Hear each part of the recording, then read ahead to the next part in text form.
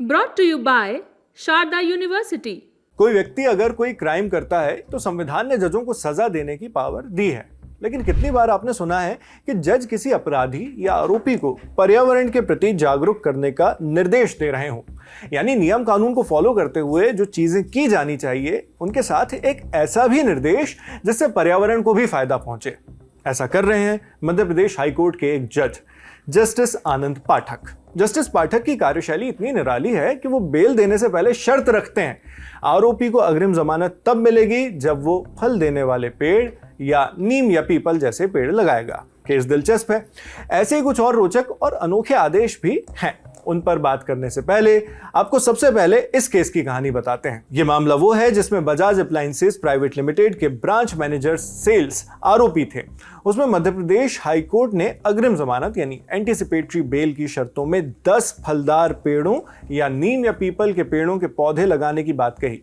Justice आनंद पाठक की single जज bench ने यह भी कहा कि जमानत देने के लिए आवेदकों को 50,000 रुपए का निजी मुचलका यानी पर्सनल बॉन्ड 2 जमानतदारों यानी श्योरिटीज के साथ भरना होगा। श्योरिटी यानी जमानत देने वाला व्यक्ति जो आरोपी के भागने की स्थिति में जिम्मेदार होगा।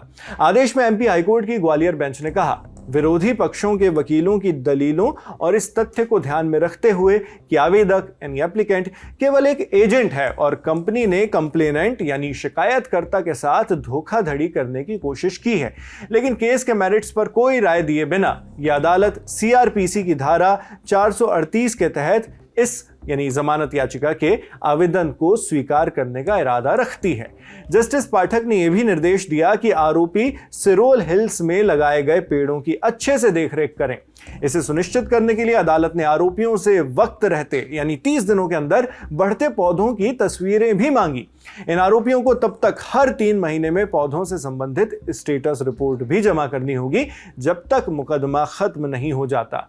आगे कहा गया कि एप्लीकेंट मोबाइल ऐप जिसका नाम निसर्ग ऐप है उसे डाउनलोड करके तस्वीरें जमा करेंगे। यह ऐप हाईकोर्ट के निर्देश पर बनाया गया है ताकि पौधों की निगरानी सैटेलाइट यानी surveillance satellite, geo tagging, geo fencing के जरिए की जा सके। बेल एप्लीकेशन को एक्सेप्ट करने से पहले जस्टिस आनंद पाठक ने स्पष्ट किया कि यह जमानती शर्त एक प्रयोग यानी एक्सपेरिमेंट के तौर पर दी गई है ताकि हिंसा और बुराई की सोच से निपटने के लिए प्रकृति का उपयोग किया जा सके।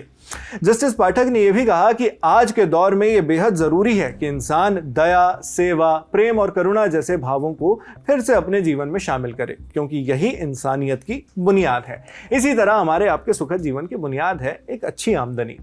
आप कड़ी मेहनत करके कुछ रुपए कमाते हैं, एक जिम्मेदार नागरिक होने के चलते उस कमाई का कुछ हिस्सा सरकार को जाता है। फिर सरकार उन पैसों को अलग अलग कामों और प्रोजेक्ट्स में लगाती है जो आपके और हमारे लिए ही होते हैं, मगर इनका ऑडिट भी जरूरी होता है, यानी ये जांचना कि जिस काम के लिए पैसे लगाए गए वो कितनी जुडिशियली खर्च हुए यानी कितनी ईमानदारी से। ये ऑडिट अलग अलग तरह से हो सकता है। अमूमन इसे अथॉरिटीज करती हैं, लेकिन सबसे बढ़िया ऑडिट तब होगा जिसे वो लोग खुद करें जिन्होंने प्रोजेक्ट में पैसे लगाए हैं, यानी आप। जब आप या समाज खुद सरकार के प्रोजेक्ट्स का ऑडिट करते हैं तो भरोसा भी ज्यादा होता है और साथ में जनता को खुद चीजें देखने पर रखने का मौका मिलता है। शास्त्रों में इसे सोशल ऑडिट कहा गया है। जस्टिस आनंद पाठक के सराहनीय फैसलों की फहरिस्त में अगला फैसला इसी से जुड़ा हुआ है, सोशल ऑडिट से। दैनिक भास्कर की रिपोर्ट के मुताबिक ग्वालियर के इतिहास में संभवतः पहली बार है जब किसी प्रोजेक्ट का सोशल ऑडिट किया जाएगा।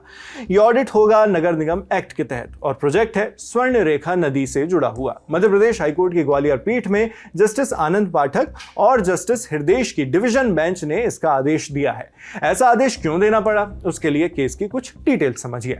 2019 में एडवोकेट विश्वजीत रतोनिया ने हाईकोर्ट में एक पीआईएल यानी जनहित याचिका दायर की थी। इसमें एडवोकेट रतोनिया ने कहा था, पहले ये नदी यानी स्वर्ण रेखा नदी बिना कंक्रीट के बहती थी, जिससे बारिश का पानी जमीन में जाता था और शहर का भूजल स्तर यानी ग्राउंड वाटर लेवल ठीक रहता था। लेकिन जब से नदी के तल को पक्का सीमेंटेड कर दिया गया है, बारिश का पानी जमीन में समाने की जगह सीधे बह जाता है। इस वजह से जमीन के अंदर पानी का स्तर लगातार गिरता जा रहा है।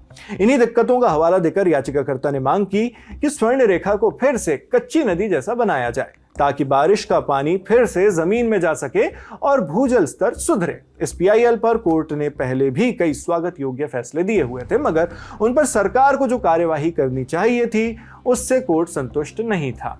ग्वालियर बेंच ने 2 मई को सुनवाई करते हुए कहा कि पुराने आदेशों के बावजूद अब तक जमीनी हालत में कोई बड़ा बदलाव नहीं आया है। फिर कोर्ट ने वो ऑर्डर दिया जो नजीर बनेगा। हर अधिकारी के लिए जो भी प्रशासनिक ताकतों के गुमान में ओवर कॉन्फिडेंट हो जाते हैं और भूल जाते हैं कि इस लोकतंत्र में शासन की, प्रशासन की, नेताओं, अधिकारियों सबकी मालिक जनता है। कोर्ट ने कहा कि अब वक्त आ गया है कि नदी और शहर के विकास से जुड़े कामों की निगरानी सोशल ऑडिट के जरिए हो, जिसमें समाज के हर वर्ग के एक्सपर्ट शामिल हों। कोर्ट ने मध्य प्रदेश नगर निगम एक्ट 1956 की धारा 5 सबसेक्शन 54A और धारा 130B यानी 130B का हवाला देते हुए कहा कि जनता को सोशल ऑडिट के जरिए शहर के कामकाज पर सवाल पूछने और उसका मूल्यांकन करने का हक मिलना चाहिए। नगर निगम की योजनाओं और नीतियों पर सवाल पूछने का अधिकार जनता के पास होना चाहिए। शहर के लोग अपने कल्चर, जरूरतों और दिक्कतों को सबसे बेहतर जानते हैं। उन्हें भी अब फैसलों की मेज पर जगह मिलनी चाहिए, सब कोर्ट ने कहा था। इसी के साथ कोर्ट ने सुझाव दिया कि सोशल ऑडिट के लिए एक पैनल बने जिसमें रिटायर्ड प्रोफेसर, इंजीनियर, अफसर, जज, डॉक्टर वगैरह हों, जिनकी छवि साफ हो और जो बिना डर या पक्षपात के ईमानदारी से काम करें। कोर्ट ने एमिकस क्यूरी यानी सहायक वकील या न्याय मित्र भी जिन्हें कहा जाता है, उनके साथ साथ राज्य और नगर निगम के वकीलों से कहा कि अगली सुनवाई तक पैनल के लिए कुछ नाम सुझाएं। कोर्ट ने मीडिया से भी अपील की कि इस आदेश को लोगों तक पहुंचाया जाए ताकि ग्वालियर और दूसरे शहरों के लोग भी ऐसे मॉडल को अपनाएं और अपने इलाके की हालत सुधारने में शामिल हों। बतौर मीडिया हम अपनी जिम्मेदारी समझते हुए आप तक सारी जानकारी पहुंचा रहे हैं। साथ साथ ये भी बता रहे हैं कि आदेश 2 मई को आया था और जब हम ये वीडियो शूट कर रहे हैं तब 15 मई की तारीख है। अभी तक इस मामले पर दूसरी सुनवाई नहीं हो पाई है। हालांकि अगली सुनवाई 7 मई को होनी तय की गई थी, जिसे बाद में रीशेड्यूल करके 9 मई के लिए तय किया गया, लेकिन दोनों ही तारीखों पर सुनवाई नहीं हो पाई।